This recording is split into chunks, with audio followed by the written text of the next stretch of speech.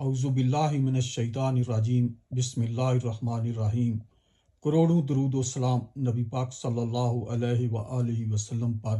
محترم بزرگوں، بھائیوں، دوستوں اور بہنوں، السلام علیکم۔ آج میرا موضوع ہے زیتون کے تیل سے شوگر کا حیرت انگیز علاج، اور شوگر کے علاوہ اس زیتون کے تیل میں کینسر اور دوسری جتنی بھی بیماریاں ہیں ان کا انشاءاللہ اس میں جو ہے علاج ہے اور شفا ہے۔ زیتون کئی بیماریوں کا قدرتی علاج ہے۔ یہ غذا، دوا، شفا اور سنت بھی ہے۔ زیتون کا تیل انسانی صحت کے لیے بے حد مفید اور اس میں اللہ نے شفا رکھی ہے۔ اس کے استعمال کے ایسے فائدے ہیں جو ہر کسی کو معلوم نہیں۔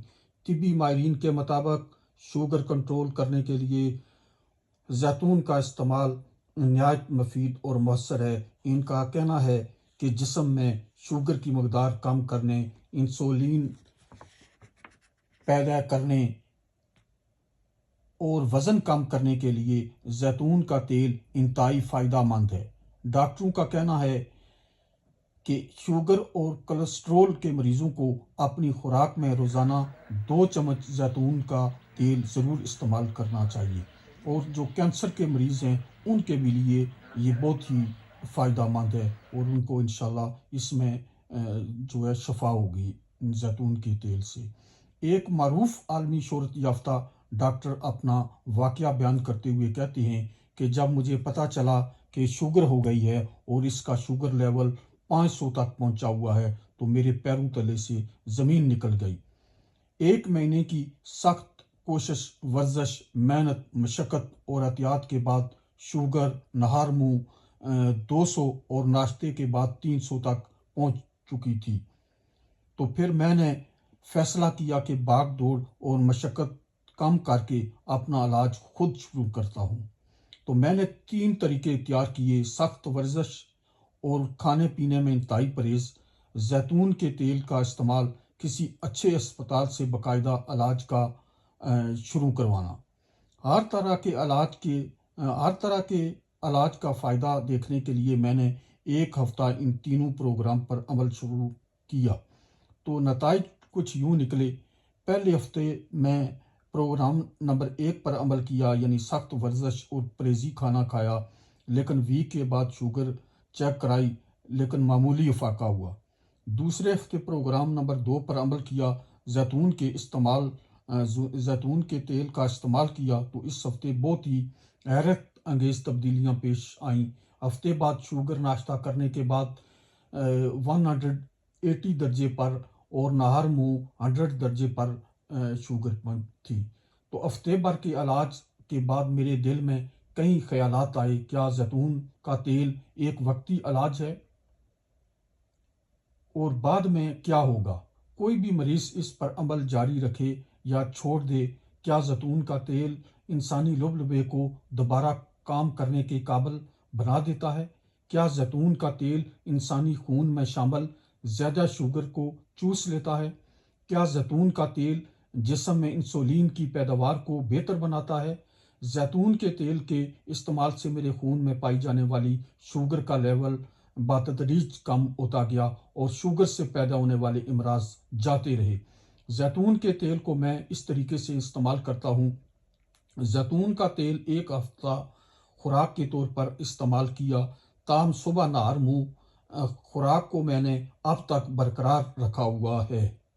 یہاں پر ایک ضروری بات عرض کرنا چاہتا ہوں کہ صبح نہار منہ زیتون کا تیل پینے اور ناشتہ کرنے کے درمیانی وقفہ جتنا زیادہ ہوگا، افاقہ اتنا ہی زیادہ ہوگا۔ شوگر کے مریضوں کے لیے، کینسر کے مریضوں کے لیے اور دوسرے امراض کے لیے صبح نہار منہ چمچ یا 1-2 چمچ جتنی آپ کی طبیعت کرتی ہے، اگر طبیعت گرم ہے تو آپ کم استعمال کریں زیتون کا، اگر ٹھنڈی ہے تو آپ 2 چمچ بھی استعمال کر سکتے ہیں۔